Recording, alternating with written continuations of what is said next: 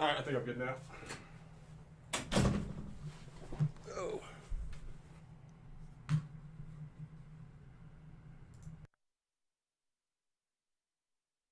Yeah, sorry about that. So let's go through now. Now we went over a reminder how to register for Vegas ID, Vegas Insider ID, how to win a week's worth of free bets by placing your best bet in the comment box below with your Vegas ID.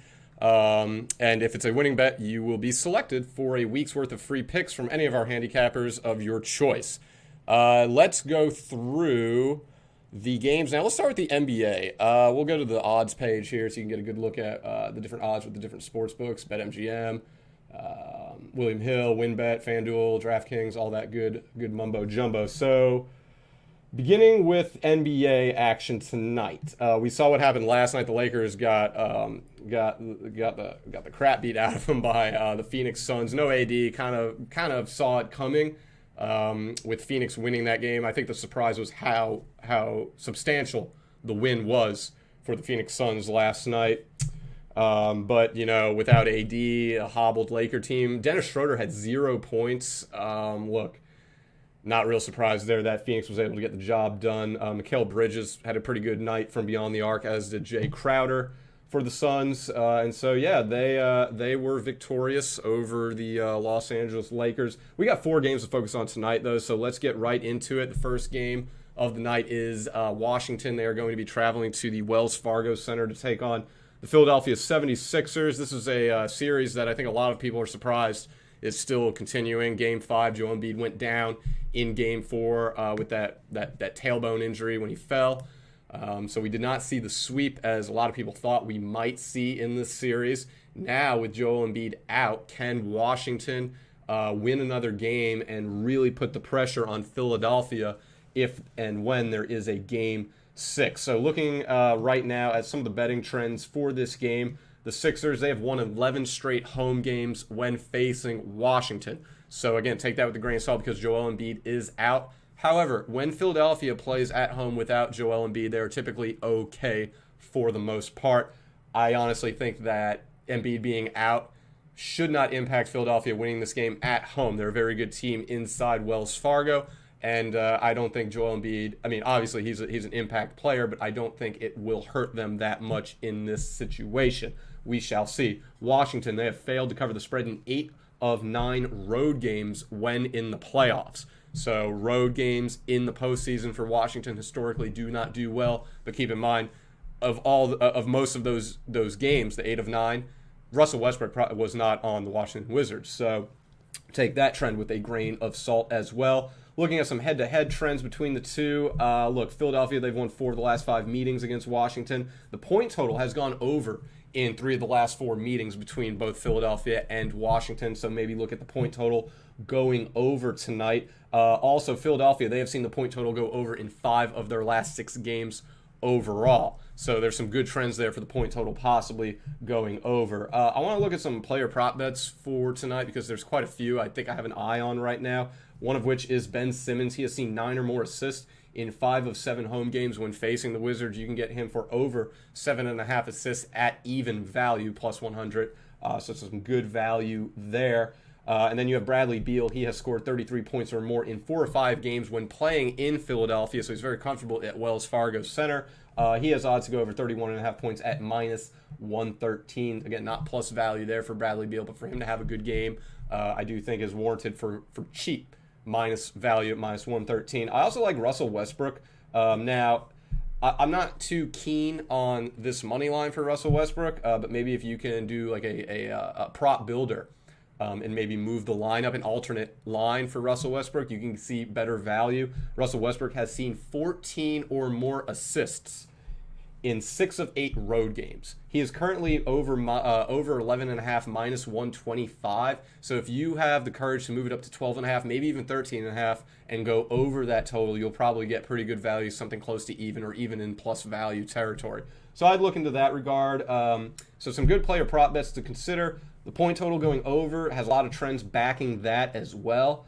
But we shall see what's going to happen. Again, I don't think Philly should lose this game, even without Joel Embiid. They're very, very good inside Wells Fargo. So we shall see. I saw a stat, though, one of the graphics they showed in Game 4, which was that Philadelphia, I believe, is 10-12 overall without Joel Embiid.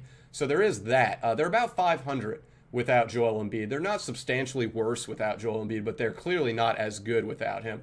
But again, playing at home, having the main core of players still intact for Philadelphia, Ben Simmons, Tobias Harris, Seth Curry, I think they should be okay tonight, but we will see.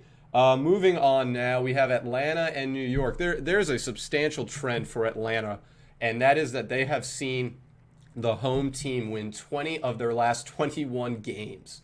And the one game of those 21 games in which the road team won was Game 1 of this playoff series, in which Trae Young hit the teardrop to take Game 1 at Madison Square Garden. So it's a bit tricky here, because you look at another trend that says, well, Atlanta, they've won 7 of their last 8 games. The one loss coming in Game 2 at Madison Square Garden.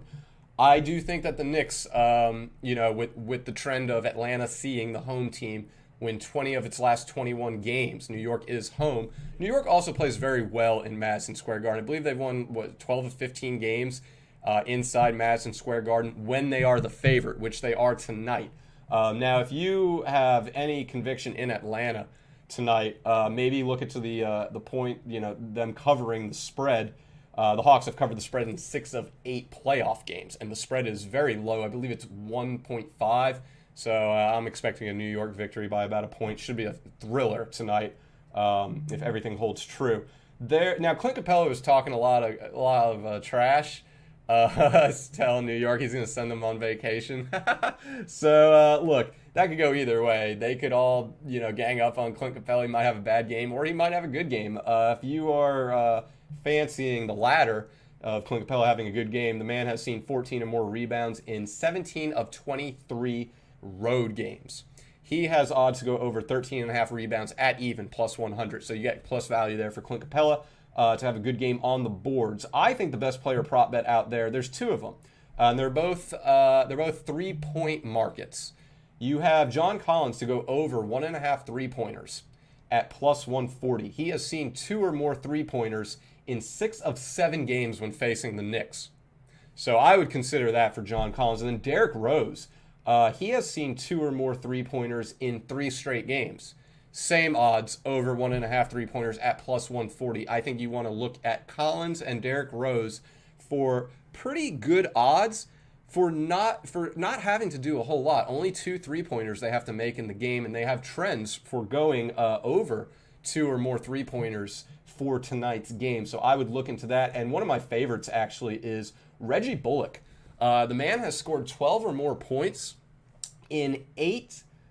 Scratch that. He has scored 12 or more points in 10 of 12 home games whenever he's playing inside Madison Square Garden. And you can get Reggie Bullock to go over 10.5 points. He doesn't even need to get to 12, just 11 points. You can get Reggie Bullock over 10.5 points at even, at plus 100. So there's a lot of good player prop betting that I think you should take advantage of in this Hawks-Knicks game.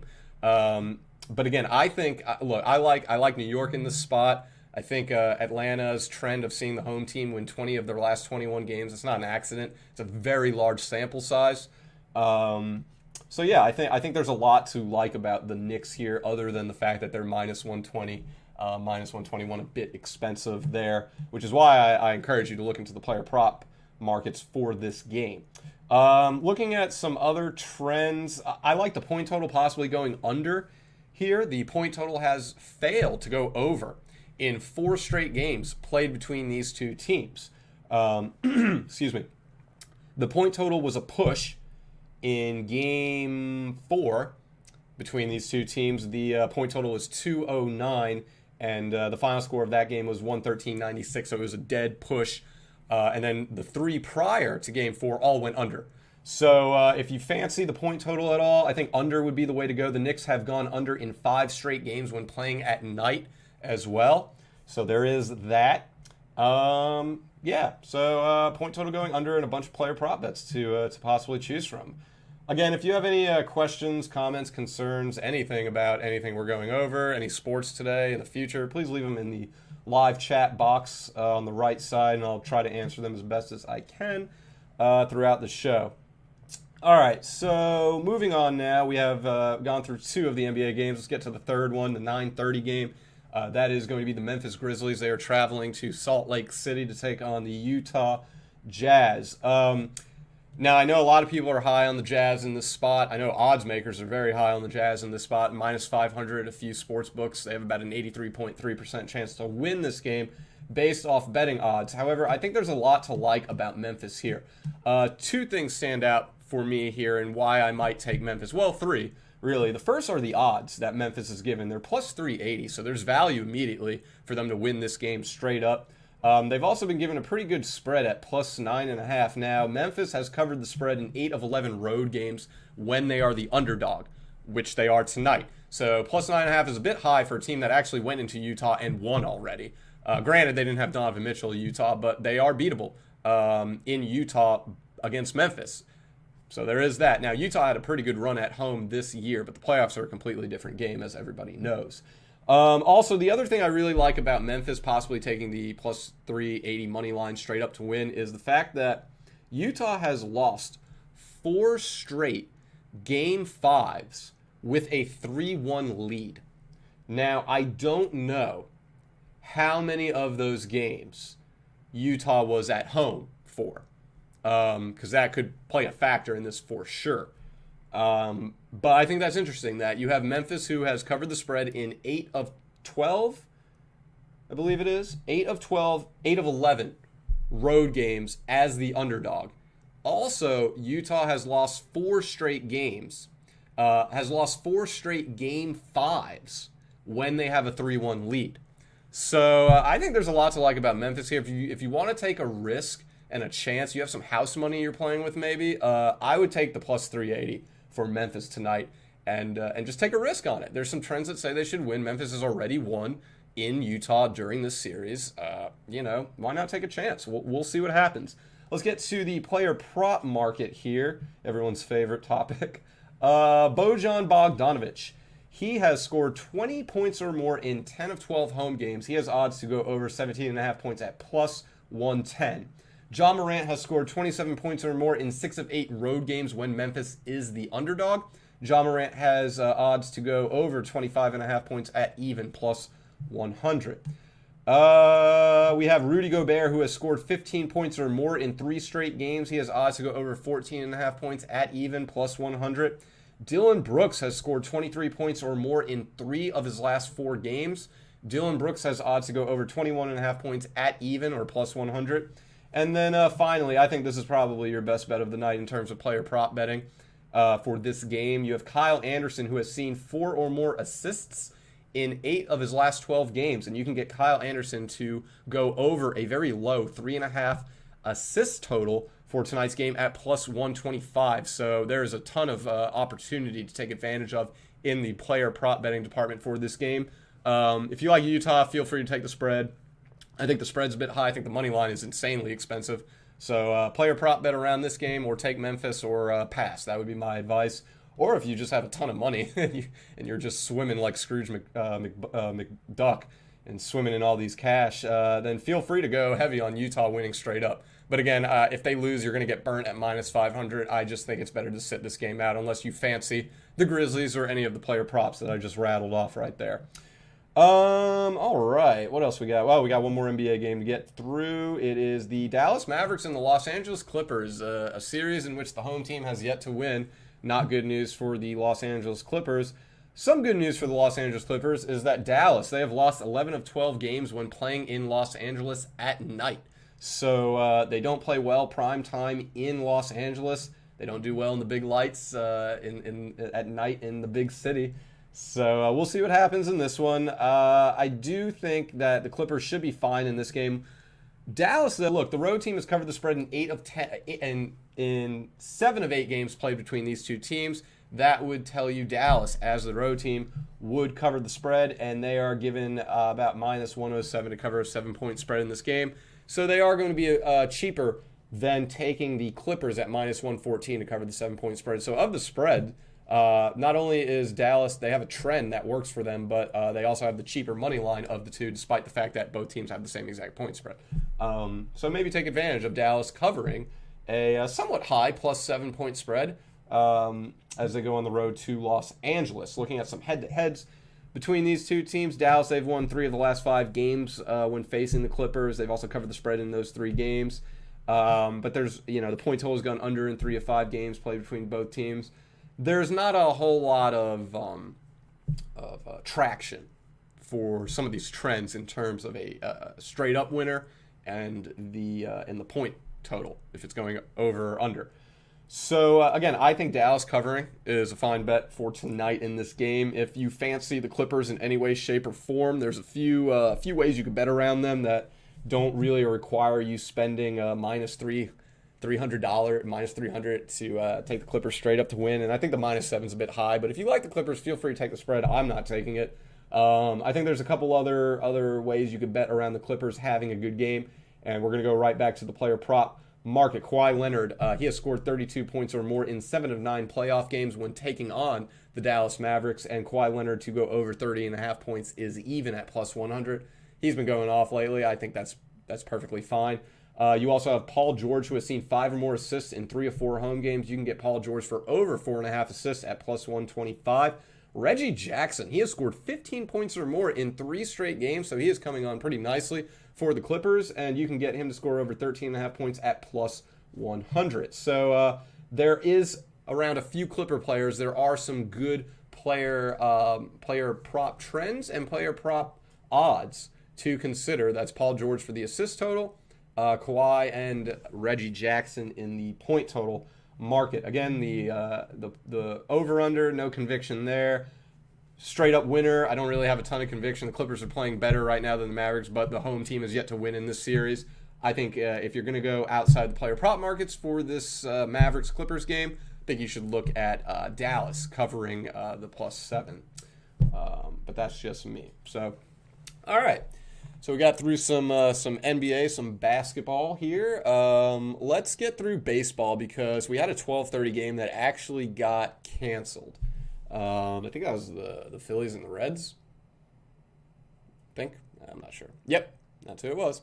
So we got a little bit more time on our hands to get through some of these baseball games, but we do have some afternoon games. There's a 1 o'clock game in the AL Central between the White Sox and the Cleveland Indians. And the Cleveland Indians are playing very well right now against who the hell? I forgot. Oh, the Chicago White Sox, yeah. Sorry, I had a brain fart there. So I believe that game may have gotten postponed as well as I'm speaking. So, yeah. Oh, wow. So we had 2 day games. The first 2 games of baseball today have been canceled. So they've been postponed. Let's move to the next one. 2 o'clock. We have the San Diego Padres taking on the Chicago Cubs. Now, the Cubs, they have won 7 of their last 8 games when facing the NL West during the daytime. They are the favorites in this game, so there's some conviction there in Chicago winning the game. They've also led after 3 innings in 3 straight games when facing San Diego during the daytime.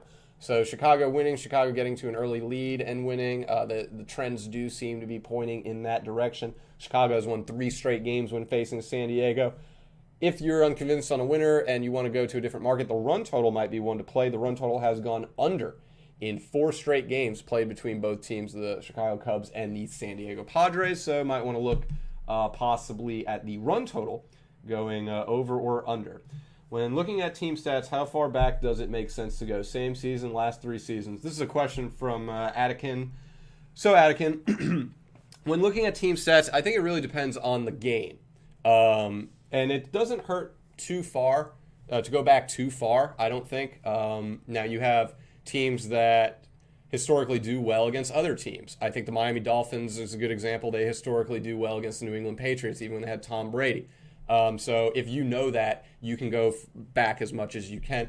I typically, unless it's a substantial trend like 19 of 20, 17 of 18, typically don't want to go past 10 games. I don't think if you're reaching at a trend that says Team A has beaten Team B in 7 of 12 games, that's not a trend. Granted, 6 would be halfway and 7 makes it more so than not. That's still a reach. So use your own common sense. Take the game at hand. If you see the Cubs are facing the Pirates, another divisional opponent, feel free to go as far back as you want. Now, if you're talking about, the Cubs, they're playing the Yankees. They typically don't play them a lot.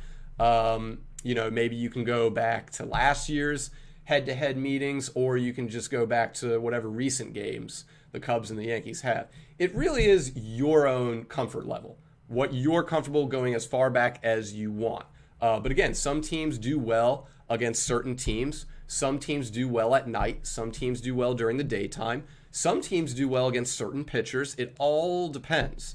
It just, you got to take each one with a grain of salt and with your own conviction and common sense. So that's what I would say. If you were going back 3 seasons, that's quite a reach. But again, if you're seeing a trend that says 22 of 23, 24 of 25, going back 3 seasons is perfectly okay. You usually see those trends for college basketball.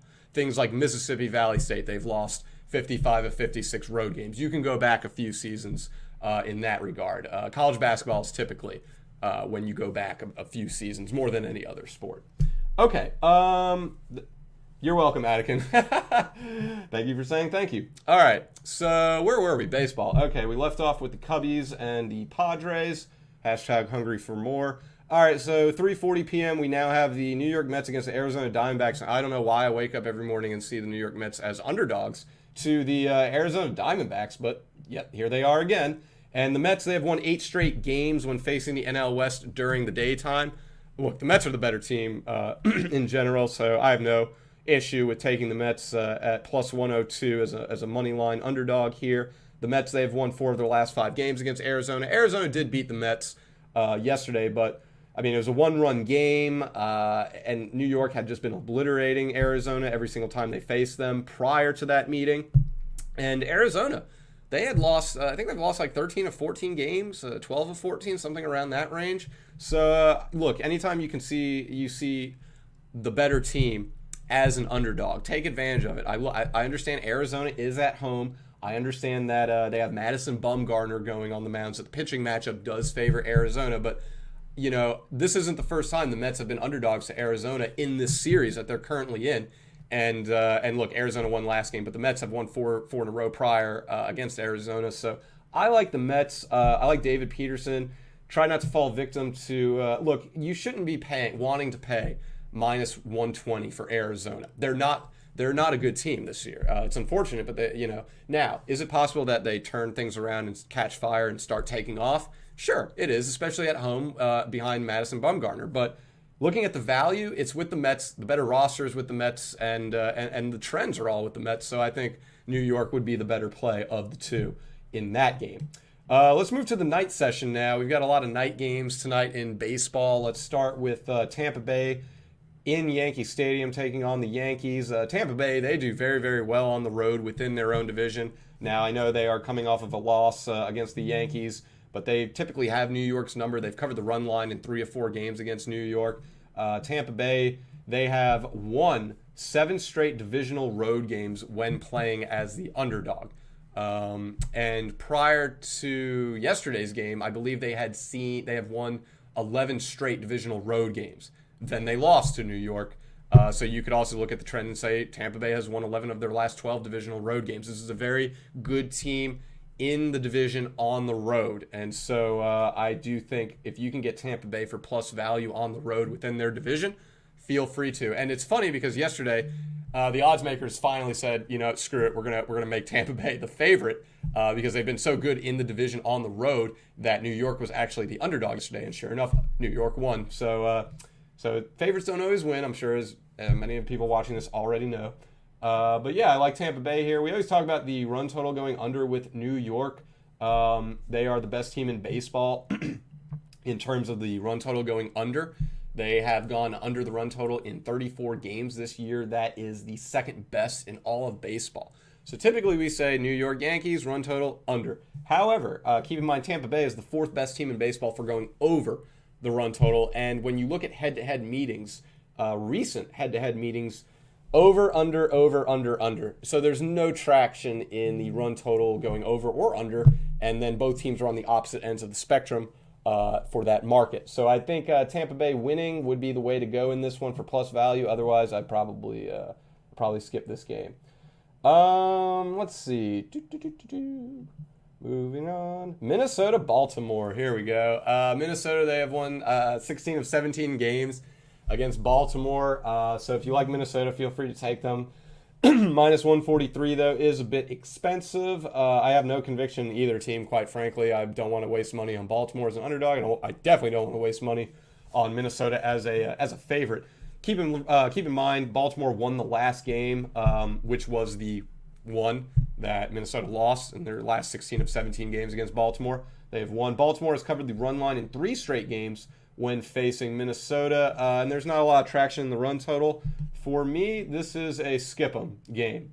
Let's move on. Interleague play. Miami, the Marlins, they're going to be taking on the Toronto Blue Jays. The Miami Marlins, they've won 7 of their last 8 road games when facing the American League as an underdog on a Wednesday night. So some very specific trends there, but Miami plus 135 has the value. They have the trend entering this game. If you feel comfy taking hashtag Juntos Miami, feel free to take them. Now, keep in mind, Toronto, they have actually trailed after 3 innings in 3 straight games when favored on a Wednesday. So there are some trends. Toronto struggles in this game. Looking at the run total, going under, however, might be a better play. The run total has gone under in 3 straight games played between Miami and Toronto. Also keep in mind that the Marlins have gone under the run total in 6 straight games. So you have a few different trends backing the run total going under in this game, and it is the cheaper money line of the two. Going over 8 runs is more expensive than going under 8 runs, so maybe you want to look into that regard as well. Papa Lopez is on the mound for Miami, so we'll see. But I think there's a lot to like about Miami in this game with the trends given and the run total possibly going under as well. Keep in mind, Toronto has won the last 2 games against Miami, but Miami did take 2 in a row prior to Toronto's current 2-game winning streak over the Marlins. What else do we have here? Do we have any more interleague games? I'm not sure. Oh, we got a NL East game, divisional game, the Washington Nationals. They are going to be taking on the Atlanta Braves. And you see Washington was able to get the W against Atlanta, which broke a streak. I'm not sure of how many games in a row, but Atlanta has won 4 of its last 5 games against Washington, so Washington was able to break that current streak Atlanta had last night by putting up 11 runs. Oh my goodness. And the run total went way over 8.5, the final score of 11-6. That's the first time the run total has gone over in the last 4 meetings between Washington and Atlanta as well. So a lot of trends were broken in yesterday's game between Washington and Atlanta. And I always tell people with trends, you have to be careful, because if you see Team A has won 10 straight games against Team B, one person will look at that trend and say, oh, well, Team A, they're going to win 11 straight games. Another person will look at that same trend and say, Team A is due to lose. It's in professional level, of winning 11 in a row is very difficult to do. So you have to be careful with trends. All they do is give you added conviction to your own thought process. So you just want to be careful with trends. Looking at these trends, though, for this game, Washington, they have lost 9 straight divisional games when playing on a Wednesday. The Braves, they have won the first inning in 4 of 5 games when facing a team with a losing record at home. So if you like the Braves, but you say minus 150 for a team that has underachieved for the most part, no thank you. You can get Atlanta to win the first inning at plus 185, and John Lester is on the mound for Washington. So that is a pitcher Atlanta is more than capable of getting a run against in the first inning, especially inside Truist Park, which is a very, very hitter-friendly ballpark. The Braves, they've also led after 3 innings in 5 of 6 games when facing a team with a losing record. So there's a lot to like about Atlanta. And if the minus 150 is too expensive for you to win straight up, which I think it might be, there are markets to play with. Winners of the first inning, winners of leading the game after 3 innings. A few markets there to play with as well. And typically I would recommend the run total going under in this game, but looking at the pitching matchup and the ballpark they're playing in, I'm not convinced that this game is going to go under. So I think bet around Atlanta in different markets if you feel the need to, but I don't have conviction in Washington winning, and I don't like Atlanta's money line. I think it's a bit too expensive for how bad they have performed this season in baseball. All right, moving on. We only got a few more games for baseball, then we'll get to some Lord Stanley coverage here with the Stanley Cup. Boston and Houston. This might be a potential ALCS matchup. Houston has been very good at home against Boston so far in these recent games. Look, Houston's won the last 2 games, outscoring Boston 16-3. So if you like Houston, feel free to bet them. Look, the run total has gone under in 4 of the last 5 games played between Boston and Houston. So if you like the run total going under, you've got that. Actually, not only has it gone under in 4 or 5 games played between both Boston and Houston, it has actually gone under in 8 of the last 9 games played between both Boston and Houston. So if you like the run total going under 9, feel free to take it. Houston, they've won 4 or 5 against Boston. Houston, they have won 8 straight home games when facing the American League. So I do think there is a lot to like about Houston in this game. Houston, they have led after 3 innings in 6 straight games when facing an American League club with a winning record. So they play well against American League teams that are good. They get off to good early starts against them. That might be something you want to look into. And Houston, they've won the first inning in 4 or 5 games when facing the American League at night. You can get Houston to win the first inning at plus 225. So some things to like with that game. Texas at Colorado. This game has kind of fluctuated with the odds a little bit. When we woke up this morning, I woke up this morning, Texas was the underdog. They are now the favorites at minus 112, Colorado minus 105. It's fluctuating back and forth. So this is kind of a moving target in terms of betting odds for this game. You're just going to have to hit it at the right spot, or you know what? Just skip this game altogether because Texas, look, they're good underdogs at home. They're not great underdogs on the road. They're also in the middle of an epic collapse right now. Texas, they have lost, 13 straight games? Something like that. Texas has lost 9 straight games when favored after losing on the road the game prior. Okay? So Colorado at home should win, but I think this is a game you stay away from because I wouldn't bet either of these 2 teams with minus value any day that they're playing. They both have minus value tonight, and I understand why, because it's such a close game. No conviction in either team. If you're going to pick one of the 2, you go with the Rockies. They're at home. Texas has lost 9 straight games as the favorite after a road loss, and Texas has lost, 13 games in a row. So I think that if you're going to bet with this game, you go with the Rockies, but I'm not taking the Rockies at minus value ever this season. That's just me. So I'm not going to boss you around, but I'm not going to touch that game. Let's see here. Just looking to see if we have any questions. Nope. No questions. All right. Let's see. Let's move on. We got, 2 more baseball games? Oh, this should be a good one. The Cardinals and the Dodgers. So, let's see. We've got St. Louis. They've won. Okay. So, if you like St. Louis, they're plus 200. There's some good value there, and they do have a trend. St. Louis has won 10 straight games when facing the NL West, a team with a winning record, which is the Dodgers, on a Wednesday night. So, 10 games in a row, the Cardinals have beaten an NL West team with a winning record on a Wednesday night, and they are plus 200 to win tonight's game. So if you don't like the Dodgers for some reason, or you're leaning the underdog in this one, the trends and the value do point towards the Cardinals. And the Cardinals, they have actually won the first inning in 4 of their last 5 games when facing the NL West as an underdog. And you can get St. Louis to win the first inning at plus 420. So I know a few people out there that like that number. So yeah, you can get St. Louis there plus 420 to win the first inning. Plus 420, that's a pretty valuable line right there to win the first inning for St. Louis. So if you have house money, I don't know. I just think that this is a game where you might want to lean towards the Cardinals a little bit more because A, they have the trends to do well, and B, they have the better value on the board. There's a cheap payment to get a lucrative prize back if it does hit. So the Cardinals, they've won the first inning in 4 or 5 as the underdog when facing the NL West. The Dodgers have trailed after 3 innings in 3 of 4 games as the favorite. So some more conviction to take St. Louis in the first inning. And the Cardinals have won 10 straight games when facing the NL West, a winning team in the NL West, on a Wednesday night. So those are some of the trends there. St. Louis is coming off of a 3-2 win over the Dodgers as well. Look, it's almost as if people forget that the Cardinals are like a really good franchise, and they just got Arenado. And look, I understand that they're not blowing teams out right now, but they're going to get it together. They're still learning to play with each other. Arenado just got there. And they got a young pitcher as their ace in Flaherty, so he's gonna keep learning as the season progresses and as his career progresses.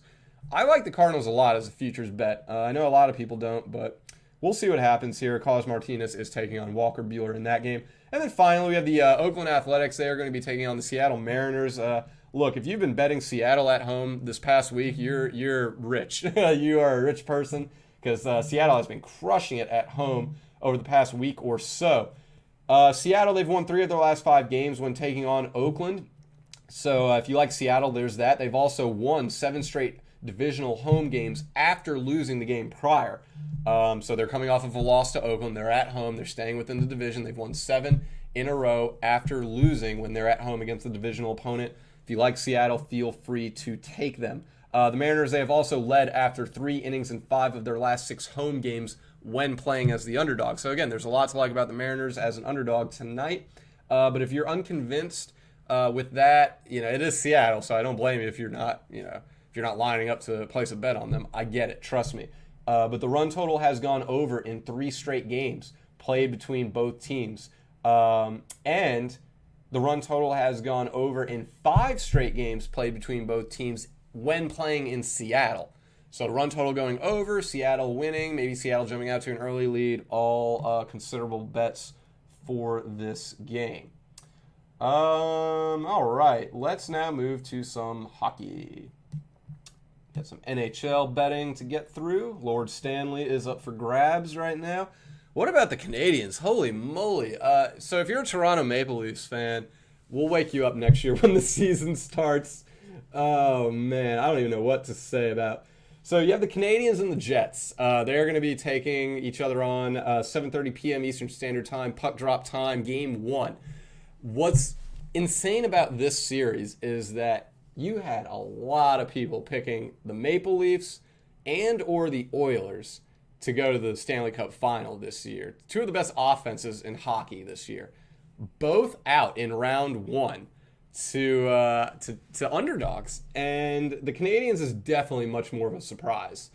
I don't know if the Maple Leafs are cursed, if Toronto is cursed. From someone who has lived in Atlanta most of his life, I understand what it's like to have a city cursed with sports.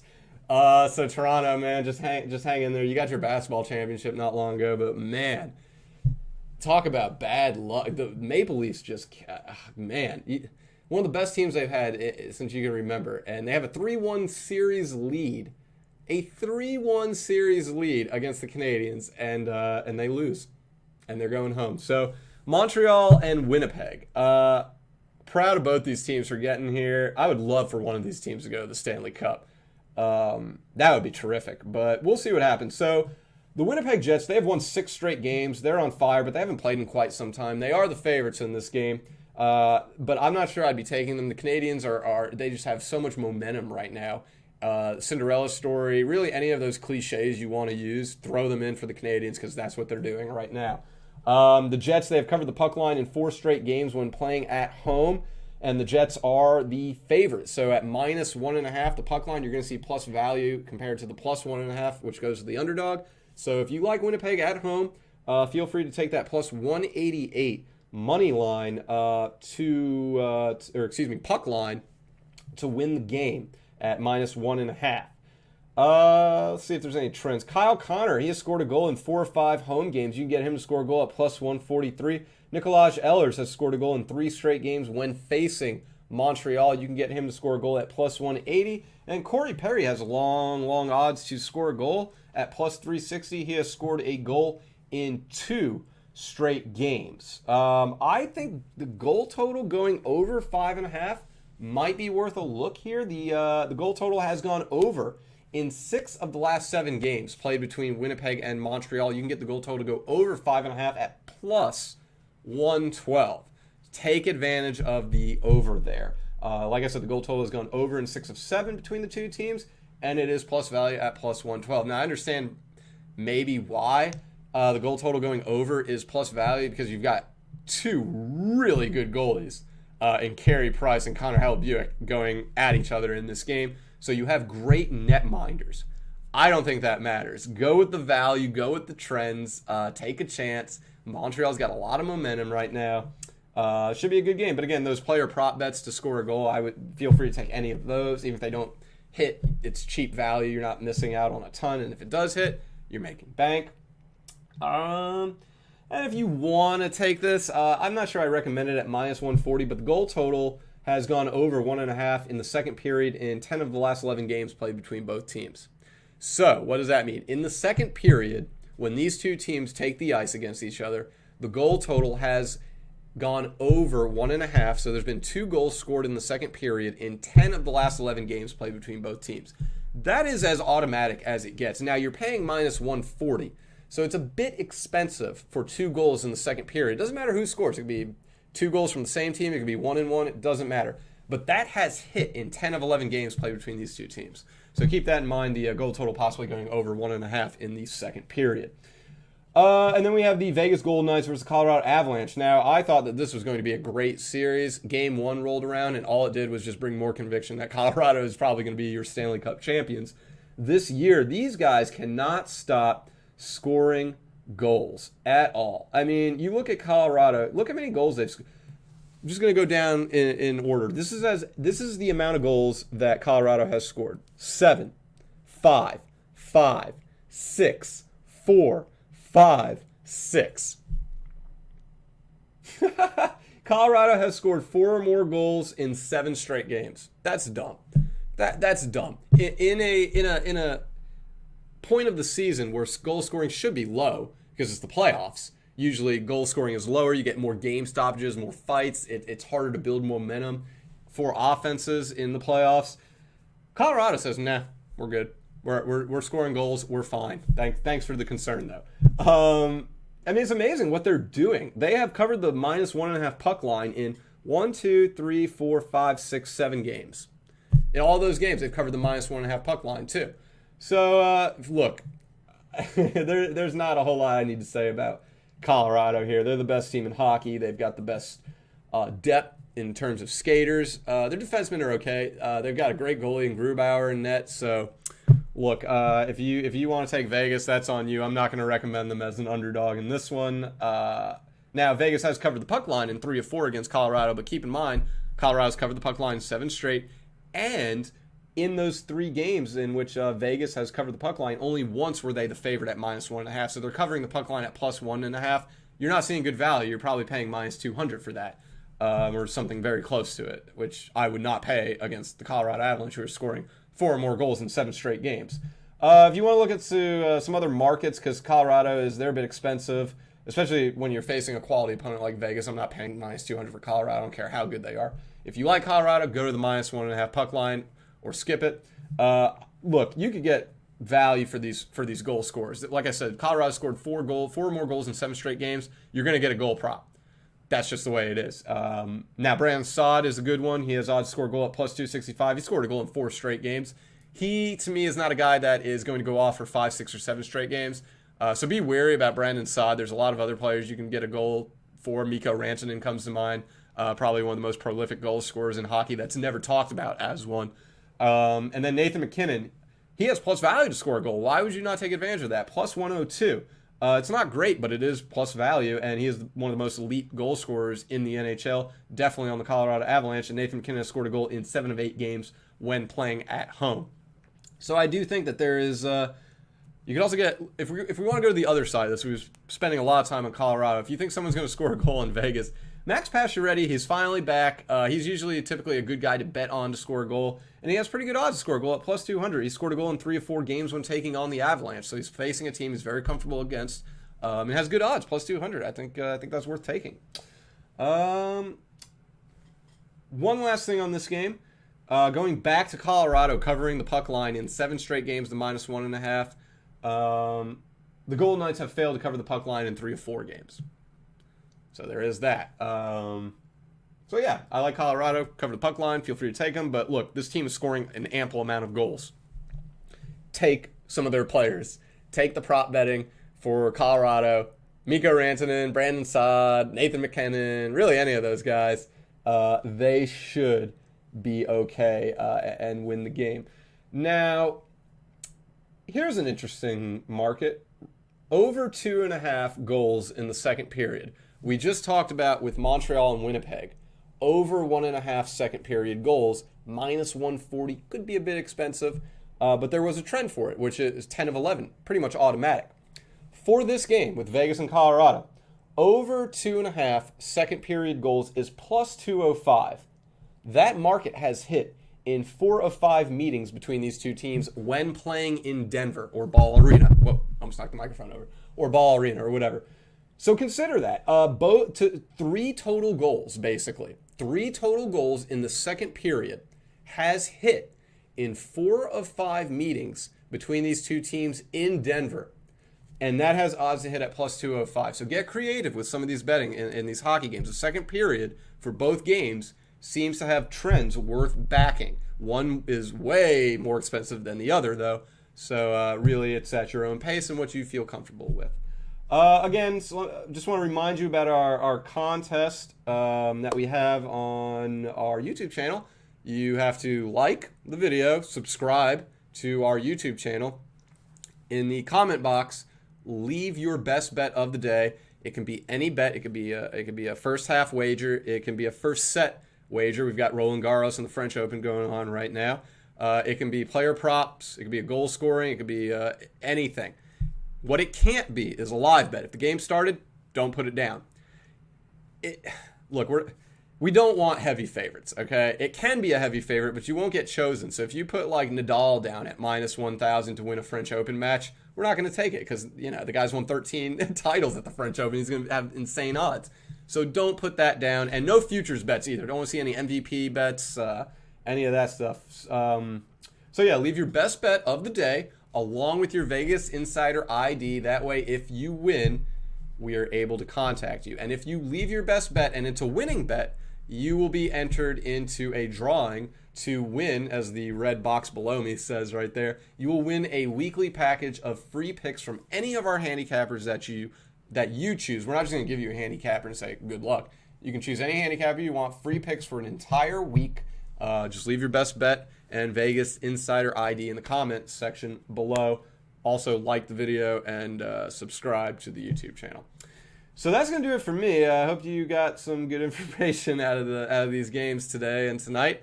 I believe Kevin will be back tomorrow. Not sure, but I think he will be back tomorrow. We should both be on tomorrow.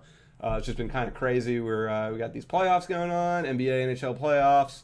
We're kind of settling down for Memorial Day. Had a lot of motorsports. Had the Indy 500. Had the Coca-Cola 600. Had the French Open start as well on Sunday. So it's a bit of an easier week or two ahead. But we got June coming up and a lot of good sporting events in June. Got the U.S. Open for golf, big major event coming up mid-month. Also have UFC 263. That's going to be really, really big coming up. I believe that's in 2 weeks, if I'm not mistaken. Have Wimbledon at the end of the month. Have the Belmont Stakes at the beginning of the month. So just a lot of stuff going on. But yeah, we got all the content that you need on our website, so please be sure to check that out. We have some more motorsports this weekend. Got the Memorial Tournament starting tomorrow for golf. I know we have the Toyota Save Mart 350 coming up Sunday. Azerbaijan Grand Prix. They're in Baku for that. That should be fun. So yeah, a lot of good stuff going on. But that's going to do it for me, for Thom Cunningham here, and Kevin Rogers, wherever he is. He'll be back tomorrow. Thank you all so much for tuning in and listening. Go out there, make some good, smart bets, make some money, and until next time, we'll see you. Thanks for tuning in.